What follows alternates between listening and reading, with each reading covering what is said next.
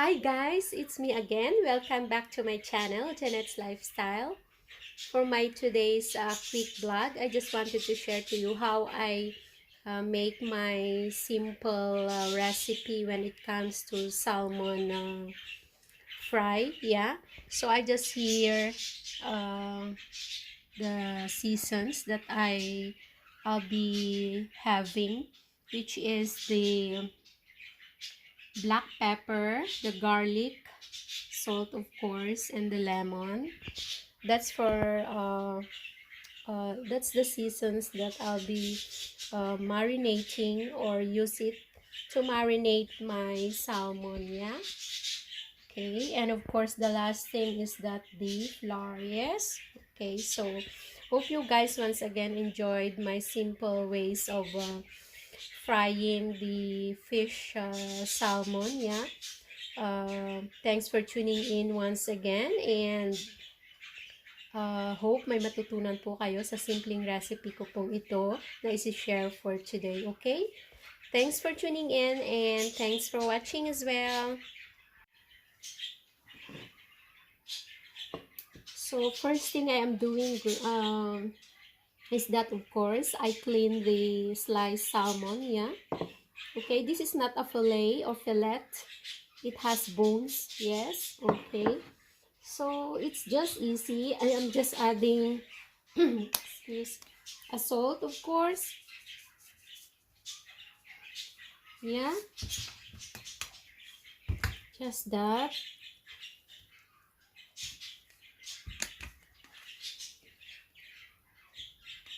Just to marinate before frying, okay? And of course, dried garlic.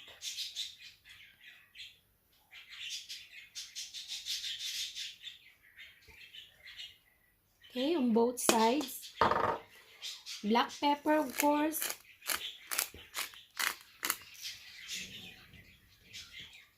This is very quick, yes, and very easy, of course.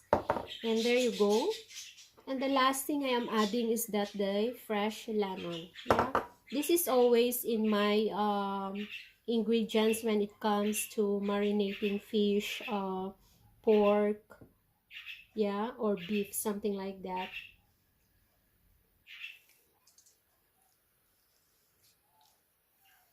Para po maalis ang lansa, yes. There you go. So just that, a quick marinate, and then it's like 5 minutes, it's ready to fry, yeah. Okay, so once again, welcome back. A quick instruction of how I used to cook this. So I have here already the flour and the marinated salmon, yeah. Okay, it's just easy. And I have here already the hot oil. So make sure that malinis po ang ating kamay, syempre. Because it is very important, yeah. So there you go. Ayan.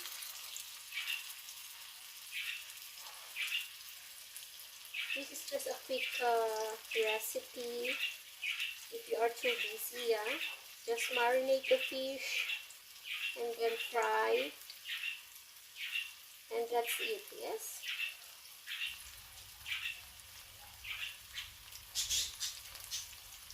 Salmon is very rich in omega-3, yes. So this is a very good kind of fish. This is famous here in Europe, yeah. Okay, there you go. So just that. Fry it until golden brown, I mean, for both sides, yeah. And it's done, yes. So as you can see, it's very easy and simple recipe, yeah. So it's time for me to cook it on the other side, yeah. There you go.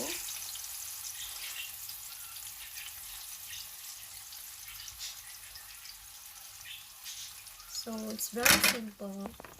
Yeah, as you can see, it's perfect. The color is light brown. Yeah. Thanks for tuning in. Welcome back po. And ang ipapartner ko po dito sa fish fried salmon ko is that chips po. So, iki-quick deep fry ko lang po siya. Kasi, you can either serve it with French fries or rice po. Ayan. So, mainit na po ang ating oil. And, it's time for me to put the French fries, yeah, or chips. We called it chips here po in Belfast, yeah. So there you go.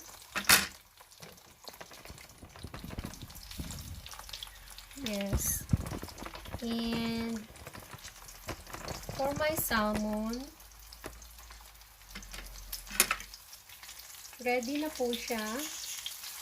Ina-fry ko pa po siya sa side. Like here po. Ayan, on this side.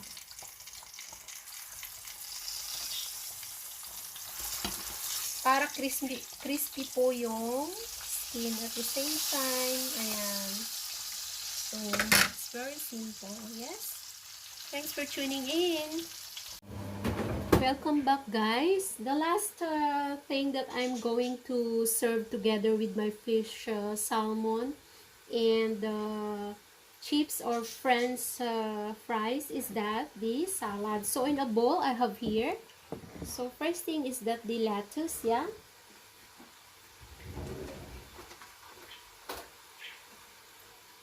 So of course it's a clean one. This is a quick salad. And next is this slice cucumber. Yeah. And a slice cherry tomatoes.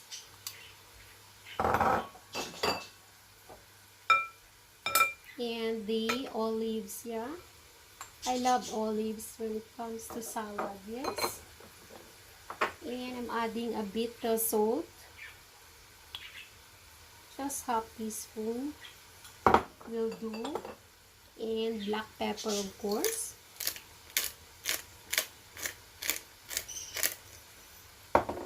And a bit squeeze of lemon.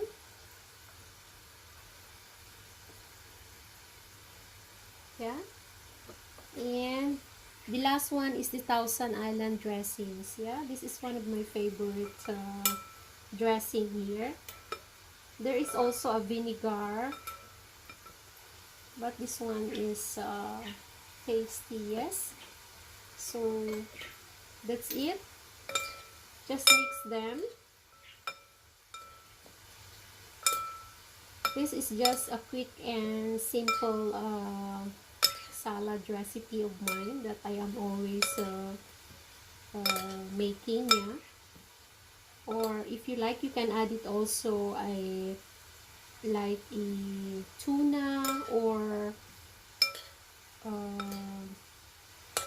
crab stick, something like that.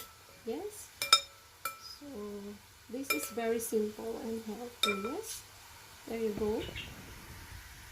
As you can see. Yes. Thanks for tuning in.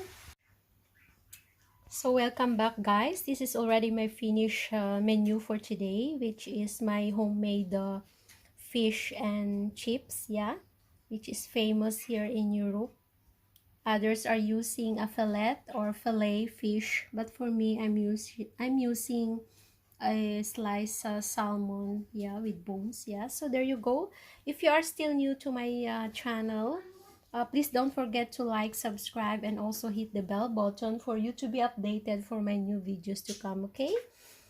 Thanks for watching and tuning in as well, and hope you guys enjoyed once again my simple and easy recipe for my today's vlog. Yeah, my homemade fish and chips served with fresh salad, of course. Okay, God bless everyone, and I love you guys. Bye for now.